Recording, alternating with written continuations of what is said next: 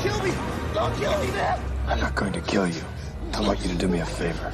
I want you to tell all your friends about me. What are you? I'm Batman.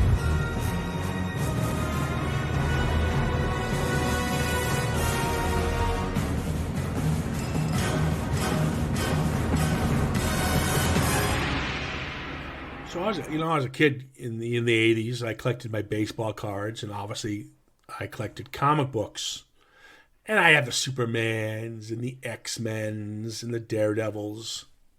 But in the mid-80s, you had these things coming up called the graphic novel. And I'm not going to explain what a graphic novel is. Most of our listeners do. But you had this guy called Frank Miller who kind of put this on the map, the graphic novel, with a little one called The Dark Knight. Follow along was guys like The Watchmen. Who's the Watchmen guy again? Alan Moore. Well, that was the 80s, I believe. Yeah. Neil Gaiman, the Sandman. Neil Gaiman. You had these handful of almost took comic books. They did. They took comics to a darker level. Mm-hmm. Oh, a more adult level. Yes. I must admit that I have never been big into superhero comic books. I've liked some superhero, films as a kid and stuff, and even as an adult. But I was never ever big into superhero comic books. The comics I did read as a much younger kid were the likes of the Beano and the Dandy. Like Dennis the Menace and the Bay Street Kids and all that. You know what? You can sit there and use your age all you want. What kid is reading this crap? Like every fucking kid in the UK at the time. There's no different time. This is the 80s. No, but in the UK, you have to remember, in the UK, the Beano and the Dandy and all these comics were hugely popular. They were massively popular. Now they were for kids, and they were a bit sort of silly and stuff, obviously, and you had Dennis the Menace and the Bay Street Kids and stuff. Desperate Dan with his cow pies. But if I had, I was more into horror even and science fiction as opposed to superheroes as a kid. But if I had to, say which comics I did read as a much younger kid, I would have read the Beano and the Dandy. Beano and Dandy sounds like a fucking coffee chain. Yeah. But the purpose for bringing this up is, hi everybody. Yeah, hello. welcome to Citizen Frame. I'm Ciaran, the host, and that's the usual co-host there, Trevor. How's it going, man? Yeah, all good, Ciaran. How's things with yourself? Not reading Beano and the Dandy, so things so good things then. are going pretty good. Well, the reason we bring up these graphic novels, the first one of these attempts to put these on the map as a motion picture is the movie we're talking about today, 1989's Batman. Well, yeah, I mean, there was, comic book adaptations beforehand, but this was the first time they really took a darker, more serious edge. Yeah, like I mentioned, this is based on the graphic novels, not the comic itself. Because you're right, because the old Batman was kapow and kaplang. And well, there was even ones in the 30s and 40s and stuff, versions of it. Yeah. And Superman. Well, yeah, they both kind of follow the same trope, as most comics do. But the comic books were still okay in the 80s. I mean, they still have a fond following. They kind of died down a bit in the 90s. It was when Superman. I remember seeing Superman in the theater in 78, 79. What an experience that was. I didn't see it in the theater, but I remember as a small kid watching it on TV. Yeah, and then seeing Superman 2, which was even better. And 3. I mean, I know it's been much criticised over the years, but as a kid, I absolutely loved Superman 3. The one with Richard Pryor. Yeah, that was bad. I would probably agree with that if I rewatched it as an adult, but as a kid, I thought it was brilliant. I think it was the same writer of Beano and Dandy. Yeah, I got you there. Yeah. But so I would like it then. And then you had other comic book movies in the 80s, Howard the Duck, which failed. Yes, I remember watching it on video. Yeah, it had Leah Thompson, though. Yes. Love her. Yeah, isn't there a really weird, sort of sex scene between her and Howard the Duck? It's basically bestiality, It's disturbing. Yeah. It's disturbing. But, man, I wanted to be a duck so bad. Yeah. Oh, Yeah. But anyways, point being, Moving swiftly on. the comic book movies that we were given were pretty much family friendly. Yes. And with the graphic novel came out, then we're introduced to the new Batman, which is a lot darker take than our average Superman or Wonder Woman and The way it should Buck be. Rogers, Lone Ranger, all these superhero-esque characters that we grew up watching. And it was supposed to go to Richard Donner, who was a perfect choice because obviously he did Superman successfully, and bring on board his buddy from Lethal Weapon, Mel Gibson. Yes. Now, I like that. I don't think I think Mel Gibson's great and I love his films and stuff, but I don't think he would have made a good Batman. Well, let's talk about it now. They hired a comedian to do it. Yeah. As a lot of people don't know, I don't think, Michael Keaton, who did stand-up. Yes. And he was very good at it. You guys should check out his stuff on YouTube. Brilliant comedy actor as well.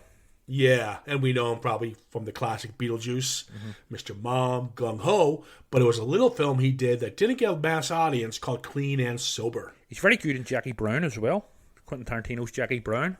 Yeah, but that was years later. We're talking before Batman. Yeah. What are you, quantum leaping me here, man? Yes, and the hologram. Which, by the way, they're rebooting. But yeah, I heard that. They better be good. They better bring back Scott Bakula, or I'll be pissed. Yeah, I would like to see him return to the role if they do have to bring it back. Well, so back to we went all over the place there. But yeah, Tim Burton decided to do it. Tim Burton, I thought, was a wise choice because he's very artistic. Yes. He's a visionary. He has the sensibilities for it. Yeah, I mean, if you see, he used to be a graphic artist for Disney. Yeah, an animator, yeah. An animator. And so, not a bad choice, believe it or not. I know it's an odd choice back in the 80s because people didn't really know him, besides from his mass outings with, his over-the-top zaniness, I guess you can call it, with Pee-wee's Big Adventure and with, obviously, Beetlejuice. But it was the chemistry between him and Burton that pretty much landed Keaton the role, and Keaton's performance in a movie called Clean and Sober, which I just mentioned. Yes. Incredible performance. Michael Keaton's tour de force with Morgan Freeman. You guys should check it out, Clean and Sober. It's a downer of a film, but it's nice to see a film like that have an actor of Michael Keaton being allowed to show his range. I know of it, but I haven't actually seen it. Oh, I've owned it. I've revisited it a few times. It's just a stellar film. But he got the role. And the big one was Jack Nicholson. Jack Nicholson, they wanted him right away. It's pretty much Jack Torrance from The Shining. Yes. But what better way to play the Riddler than have Jack Nicholson do the role? The Joker, you mean? What did I put? The Riddler? Yeah, I think you said the Riddler. I did say the Riddler. You know why I said that? Because Robin Williams was originally hired to do the Joker. At the time, Robin Williams was getting all these Oscars getting Oscar nods from, I can't remember, Dead Poets Society came out around this time, but Good Morning Vietnam was a big one for him. He was used to spit. Yeah, because what happens is when he signed on, Nicholson goes, "Oh, if he's an Oscar-nominated actor, he's taking this seriously.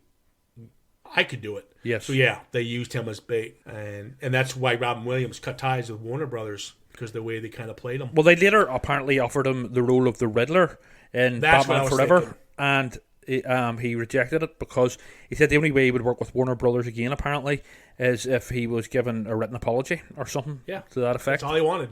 Something simple. Don't know if he ever got it. Can't remember if he ever worked with Warner Brothers again. Don't know. But there you go. So we got Batman 89. Let's just start off with the opening sequence. I love the opening credits with just, the camera panning around, obviously the Bat logo. Great score by Danny Elfman. Yep, Danny Elfman we know from obviously Oingo Boingo at this time. Then he did obviously Tim Burton's films that we just mentioned. But it was very, again, his scores were very zany and oddballish. He did the score for The Simpsons as well. Yeah, but so was The Simpsons. Very oddball kind of. This was his first dramatic score. And I'll tell you what, he nails it out of the park. I love Danny Elfman, period. I find his score too. I just realised it on rewatching the 89 Batman for this podcast.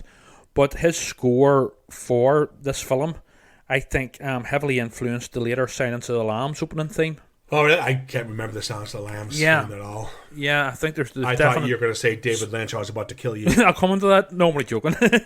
I have no David Lynch references to make in this podcast, apart from this one now. No. I have no Doctor Who ones. Well, actually, I fucking do have some Doctor Who ones. We'll come to them later. Oh, my God. We'll come to Michael Gough and Pat Hingle later. Michael Gough was in everything in the 60s. Yeah, no, he was in. I mean, he's one of those stalwart, British, sort of character actors that was pretty much in everything. But yeah, Michael Gough, who obviously plays Alfred in these, Burton films, he played the Celestial Toy Maker in one. It's a very iconic sort of character and story during the William Hartnell First Doctor era, in the 1960s.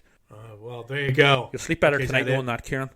Oh my God! Yeah, our whole between that and Beano Danny, whatever the hell the fucking thing is called, and whatever episode you just talked about. yeah, and I believe Pat Hingle may have been, in Doctor Who as well over the years. I would have to double check that. I think you're wrong about Pat Hingle, because Pat Hingle, who's one of my favorite character actors, who plays Commissioner Gordon. Yes, he's not English. Right, I will have to double check that. So I'll take your word for it. So, yeah. But either way, they're nice to see in this film. Well, let's jump right into it then. We talked about how we like Danny Elfman's music. Let's talk about the opposite side of it, the soundtrack. The soundtrack. We talked about the score. We like Danny. That's cool. But then we got the soundtrack, which is Prince. Yes. Now, Prince was a get. Don't get me wrong. I have nothing against the songs, but they should not have been in this film whatsoever. I have a weird relationship with that soundtrack. At the time, I sort of bought into the whole hype of the whole Batman thing. I had Batman t-shirts, the whole shebang. I remember going to see this, when it was first released in the cinemas with my best mate Jonathan McCoubrey. But I also had the soundtrack, and I wasn't even a Prince fan at this point, but I did like the soundtrack. However, I pretty much agree with you after watching it, recently for the podcast, that it doesn't really fit. Exactly. It did back then. You're right. We kind of like the MTV generation, so you kind of enjoyed it. And I think what they're trying to do is what Queen did for Highlander. But as you were on that podcast, I hated that. I think it was a distraction to have their music in it. And I think it ruined the scenes when the soundtrack kicked in. Yeah. Not to take the guys, this is nothing against Prince, this is nothing against Queen. They should have been albums, music inspired by the movie and then released separately. But to put them in the film, I think it becomes a distraction. Well, I mean, as we discussed in the Highlander podcast, I think the Queen one complements the Highlander very well, but it is a bit of a sort of it's almost like a rock video, no surprise given the director. However, I agree with you with it here for, Batman. Yeah. I just think it's a bit too different from the actual, what Tim Burton's doing. Yeah, it was like he was trying to pepper in his own zaniness, like we talked about with Beetlejuice and with Pee Wee's Herman. Yeah, but it doesn't work in a Dark Knight film. You can't tell. You can't it's have too one funky. Of the, yeah, you can't have both. Yeah, you can have a little humor, which obviously Jack will bring, but it gets to the point where no, this is too much. Let's talk about to be fair though, unlike the Highlander soundtrack, the Prince one, it's not overbearing. There's not too much of it. True, that is true. It's usually in the background somewhere hiding. It does ruin Party Man's on when Jack. That's about the only real one that you hear properly, apart from Bat Dance at the very end credits. Yeah, and that's. But again, when it is used, it just doesn't work. But anyways. Let's talk about set design before we start getting into the characters and so forth. The set design is gorgeous. I'm a big fan of miniatures. I'm a big fan of matte. Yes, so am I. God, it's just gorgeous. Yeah. Even by today's standards. So gothic, Yeah, it just works on so many levels. And they mix it well. It's blended well. Yes. I don't think... well, it has a very sort of pulp-esque, noir-esque 1930s feel about it, and that's the costume design as well, and the sort of especially at the start, in the dress of the sort of Jack Nicholson's men, with their hats and stuff. They're basically running around like Al Capone type gangsters. Yeah, it's got that 40s 50s. Yeah. noir to it. I mean, you had Knox, the reporter, Yes. the zany reporter. You had the femme fatale, Kim Basinger, Vicky Vale. You had, what was the guy's Eckhart. name? Eckhart, who I has that love deep Eckhart. voice. Yeah. It had that top of the world to you, James Cagney. Yeah. A sort of Kind noir sort of pulp feel to it. Yes, it definitely did have that. But I think that works. It definitely works for Gotham City. Yeah, it's because I think it takes the film, and what it does, I think it pays homage to Bob Kane and the creators of Yes. Batman, because that's when Batman was created, was back in this time era. Yes, exactly. So they kind of held true to that, which I kind of respect, that they kind of kept old school with new school. Yes. Mm-hmm. Now we just talked about Robert Wool, who plays Knox, and we just talked about Vicky Vale. Holy crap! You should have written these two out. What were they doing I quite in this think film? Knox, the character. He's that wisecracking sort of, journalist that you would have got in those old sort of Jesus. films. Yeah, I However, know. He's Kim the Basinger- Jimmy Olsen. Kim Basinger He's the is Jimmy terrible. Olsen. Oh, it's bad. What? I mean, here's the problem with the film. Mm-hmm. They're trying to they're trying to do the love interest, and it doesn't work for a Batman film. Feels a bit tagged on. Yes, and the problem I had with it was Batman is a recluse. He has to be for obvious reasons. He is this happened way too easy. Now, if they were planning a trilogy, and she was going to be part of this trilogy, They could have built it up over a couple of films. Yeah, it could have been drawn out. But this whole relationship doesn't work, and there's no way that Alfred, who goes, oh, by the way, he's Batman. If I was It feels very fucking- rushed as well, the whole thing. Yeah, if I was Bruce Wayne and Alfred brought her Vicky Vale in my Batcave and goes, oh, by the way, he's Batman, I would have fucking fired him in 2 I'd have kicked seconds. his arse. Yeah, put a batarang up his ass, and, Told him to fuck off. whatever. Fuck off. Yeah. And so I just felt the relationship part was rushed and compacted. And so it just didn't. It was almost as if it was like, it was demanded of Burton by the studio. Oh, you have to have a love interest type thing.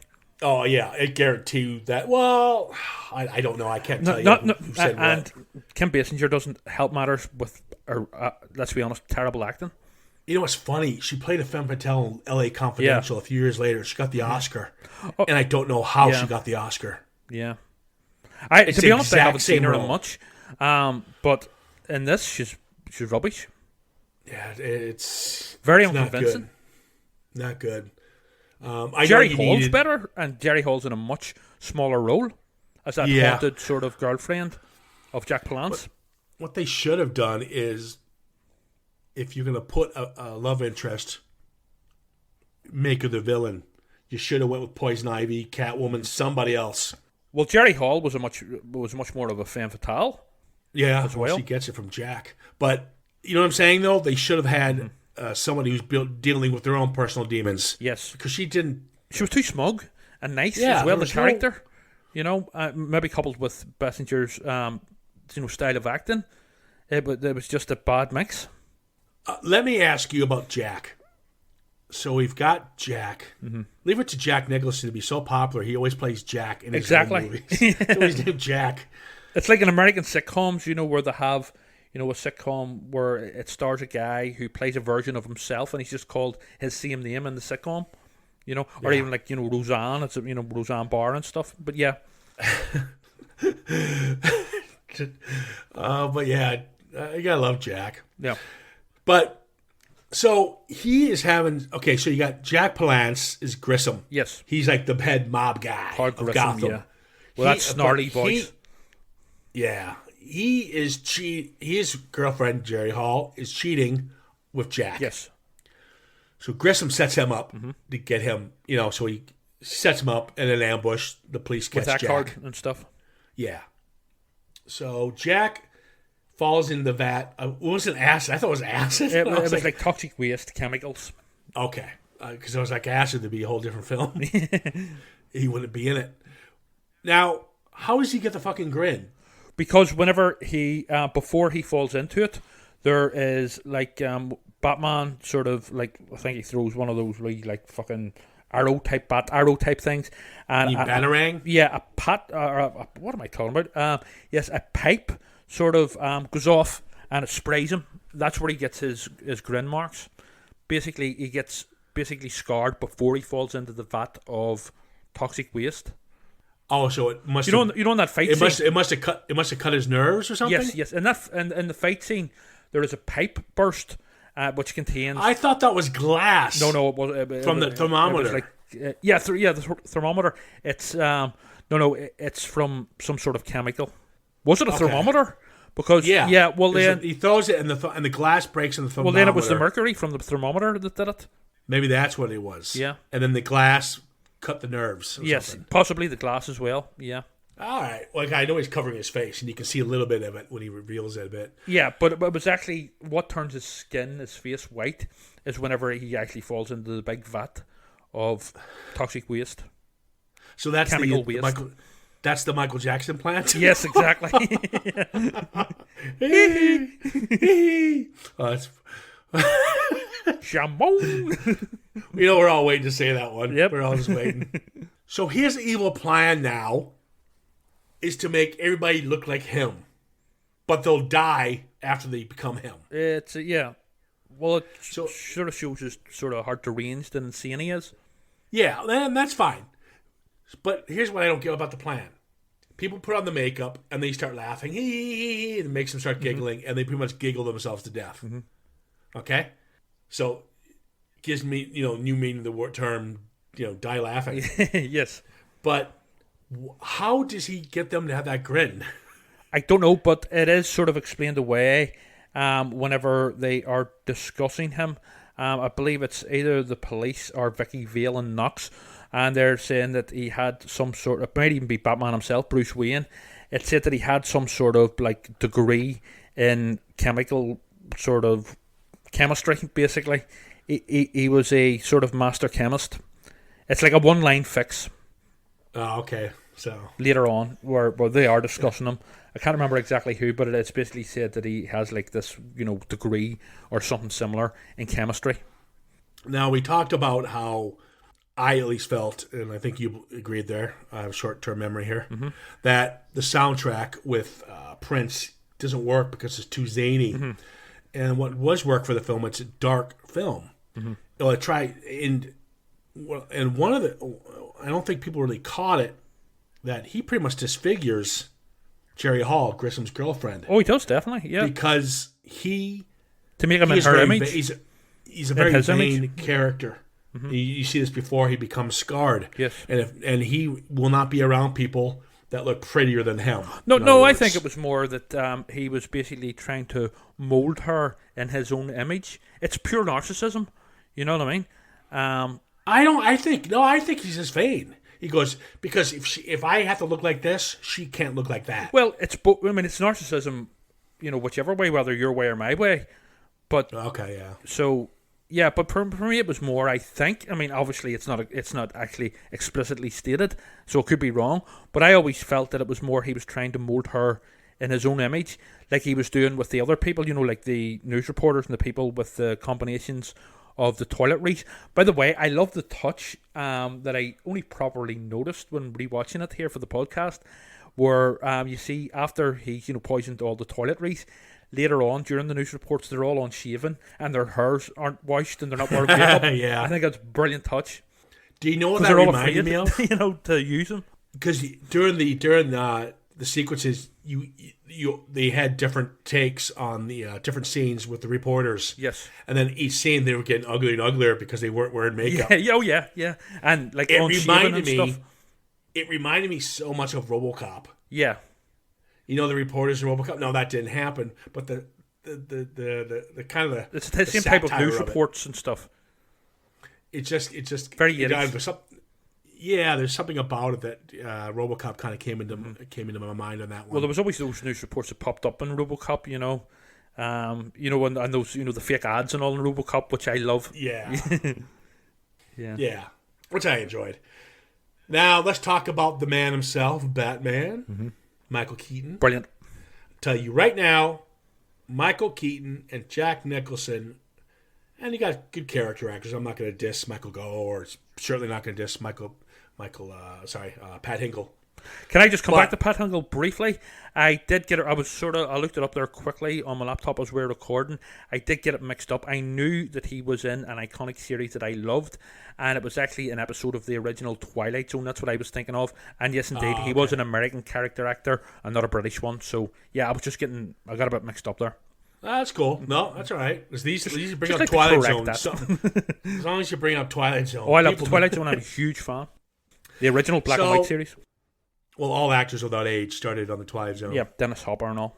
Charles Bronson. Yeah. But Keaton, Jack Nicholson saved this film completely. Oh yeah, these two performances. I think they handled Jack's a lot better. Mm-hmm. I think Jack, besides the party man dance in the museum, which was when he goes after Vicky Vale. I liked that, and I hated it. I liked him in the speech he gives to her when he sits down at the coffee table, but I don't like how he gets there. The point eight, it's silly. He's dancing and spray painting. There's sort of two sides to this Joker. There's the sort of almost childish, silly Joker, which is sort of you see in this scene, and then there's the more cold-blooded, psychotic, which I believe works much better actually. But I like them both. I think it was just too over the top, and I think it just becomes more of a distraction. But they do. The sad thing is they do the same thing with Keaton. So you have the Dark Knight, and I love the intro of him when I'm Batman. And that whole intro, which, by the way, everybody who doesn't know this, I'm Batman was not written in the script. That is actually improv by Keaton. Mm-hmm. So, the famous I'm Batman, which is used to this day, was actually coined by Michael Keaton himself, which I thought was really neat. It was supposed to be I am Knight. I am the Knight, mm-hmm. I believe. Keaton is, for me, an iconic Batman because he's so different and so quirky and, weird and odd. I mean, Knox even says it, at the party at the beginning. In his place, he's talking about, the rich people being so odd and stuff. Why are they so odd? It's because they can afford to be. And he nails it. So he does. Keaton. He does a nice job, and he doesn't go too far. He kind of brings out his zaniness. I think he's better than Nicholson on it. Nicholson's hamming it up, but hamming it up well. Whereas with Keaton, it's a more restrained performance and a more thoughtful performance. It's funny you say that because playing the bad guy is easier. Yeah, everyone says that. Look at Tommy Jones in Batman or Tommy Lee Jones in Batman Forever. I mean, that's just completely over the top. Taking it to another level, hamminess. Well, that's what Gary Oldman famously said. I do bad guy roles because it's the easiest role to do. You can do anything you want, and the director will say, "Cut, perfect." Yeah. As long as it's villainous, they don't care. Yeah, there's not much subtlety there. Well, there can be, of course, but with the likes of these types of villains, like, Nicholson's Joker and even Two-Face, as played by Tommy Lee Jones, there isn't really much depth there, When as great as Nicholson is. You talked about how the Joker has two kind of characteristics. Mm-hmm. And it's kind of cool because you mentioned how Keaton's more reserved, yes, which he has to be. And Knox kind of making fun of him on that point. But there's a scene where he's finally confronted in Vicky Vale's apartment by the Joker and his henchmen. Mm-hmm. And finally, Keaton finally has enough and he loses it. Yes, I love that. And he takes the fire poker and he smashes the art. Yeah. But part of me sort of conflicted. Was he letting on to lose it then to sort of trick the Joker? Or what, did he genuinely lose it in that scene? I don't know. I think he loses it. I'm torn. I thought it might have been part of a trick to sort of like almost for the Joker to turn on him as opposed to Vicky Vale. No, Plus he had the sort of the tray up his sort of basically his shirt. Yeah. So yeah. And you always do. They always do that in films. Mm-hmm. When the hero always puts something in front of his chest, so when he gets shot, he'll be okay. Yeah, I know. But how come the bad guys just don't shoot the fuckers in the head? I've always said that. I've always shoot him in the fucking head. You know what I mean?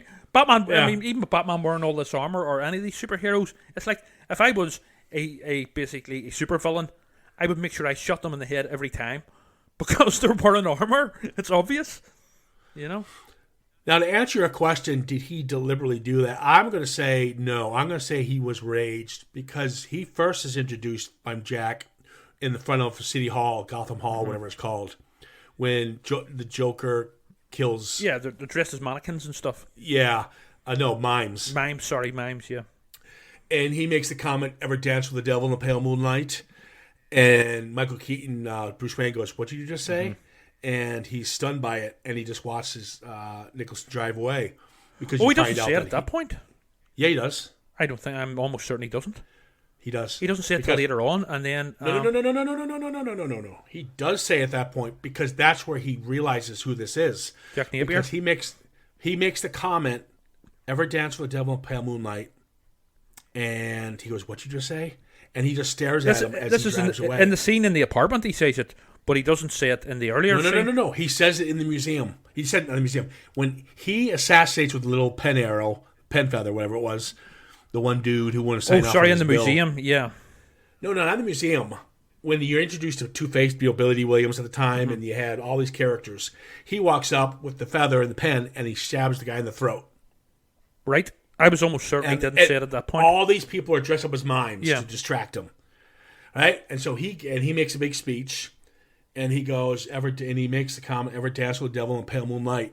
And and Keaton stops and goes, "Wait, what'd you say?" And he's stunned by what he just said because he's putting the pieces together that this fucker killed his parents. Yeah. So I think that's why his rage came into the Vicky Vale scene. Yeah. Possibly, yeah. I mean, that's very possible. What about the guy, the extra who plays the young Jack Napier in the scene where you see Thomas Wayne and Martha Wayne being murdered? Fuck, he was fucking... That was creepy. Yeah, totally creepy looking, like, brilliant, like, It was a nice... And the way it's shot as well in slow motion with him going, "Tell me, kid, you ever danced with the devil in the pale moonlight?" That's really effectively done. Brilliantly done. Yeah. I like the ending, the whole ending sequence in general. I think the parade gets a little over the top. I think the film overall is much better in the first, 2 acts. I think the final act does let it down a bit. I think even I remember loving it as a kid. The final act and the stuff with the Joker with the balloons and stuff and poisoning everybody out there. Throwing the money to the citizens of Gotham and stuff. I love the cathedral, the gothic sort of look of the cathedral and stuff. But what I liked about it, though, it's where it becomes a little more dark. And what I mean by that is Jack and Vicky Vale go to the top of this clock church tower or whatever it is, cathedral. And Batman's got to run up these stairs, and he's got to fight these goons as he's doing it. And he kills them, pretty much, is what he's doing. So this is where it shows his true vigilante justice, I guess. Because otherwise, before this, he was just, tagging bad guys and bring them to the cops. So this shows what he really can do. And he's bloody, too, himself. Yes. He's taking a beating, which I like to see. He's not just Superman. He's taking a hit, too. Yeah, he's human. And he's very tired by the time he gets up to the top to fight Jack. Which I do think is a little bit stupid with the big gun he pulls out of his pants. I like that. I like some of it because it's again, it goes back to the conflicting personalities of the Joker. Whenever he pulls out the glasses and goes, "Hey, tell me something. You wouldn't hit a guy with glasses, would you?" That's... I don't mind them going back to the old 50s comic. Caesar tomorrow. I don't mind them.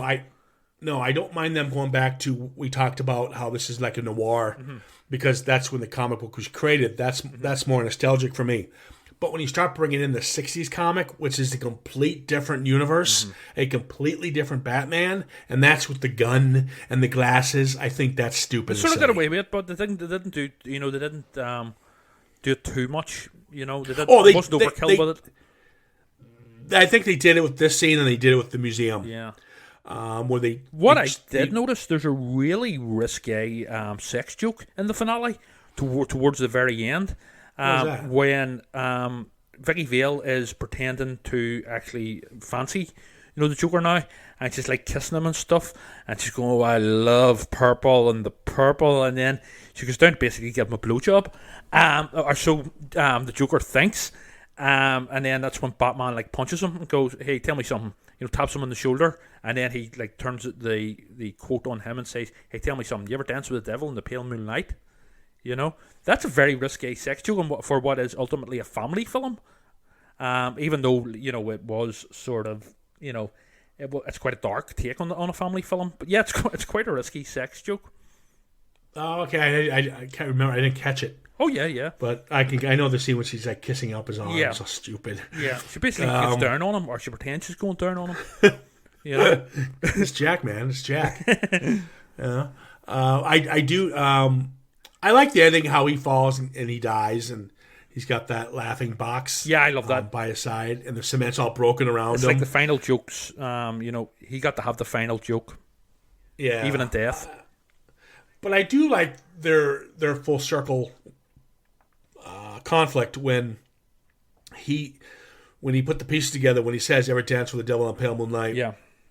He Jack keeps telling him, "You made me, you made me, you made me," and he goes, "No, you made me first." Yeah. Because you killed my parents. Well, that's it. The Joker and Batman have traditionally been two sides of the same coin. They're two freaks that dress up and go out at night and cause mischief. Yeah. I like the ending. I liked it. It's still like. I like the. I just think that what came before was stronger.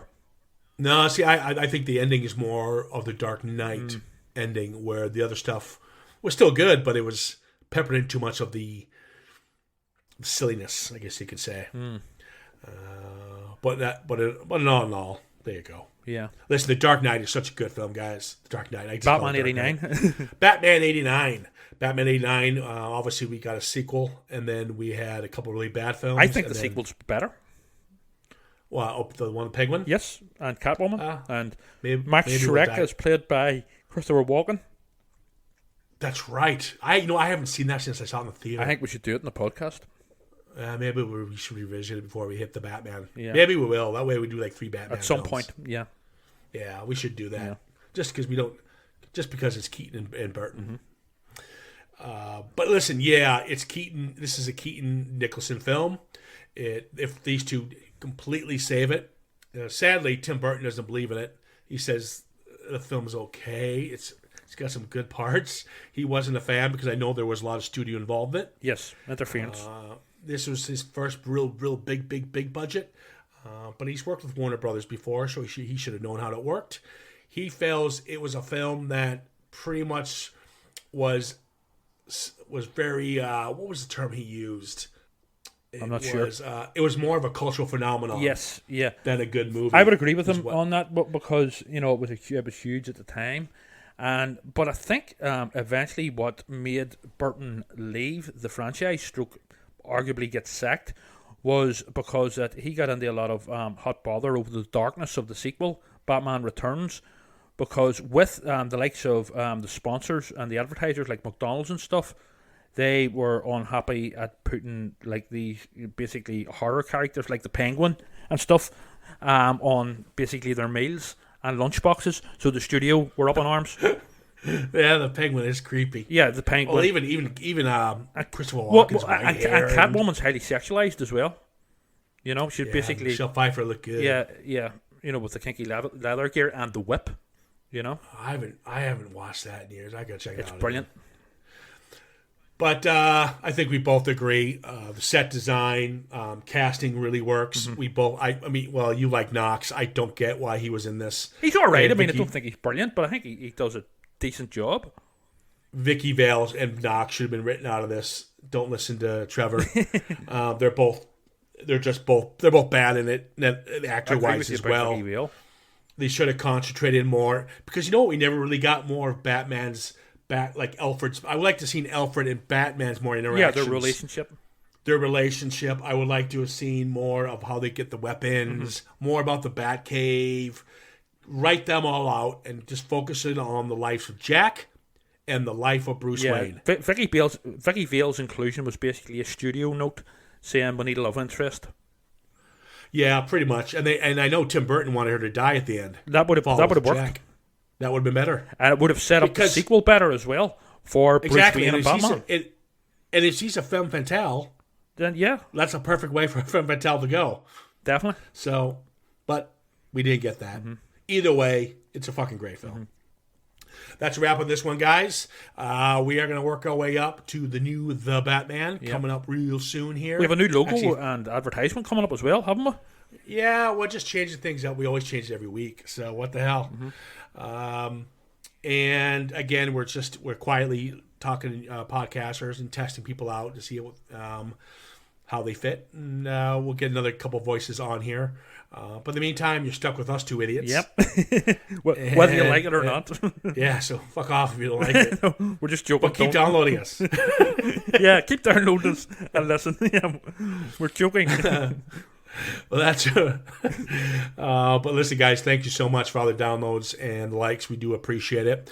Certainly follow us on CitizenFrame_podcast on Instagram and, of course, on Facebook. I just want to say thanks again. Have a good one. Adios, amigos. And we will talk to you guys all later.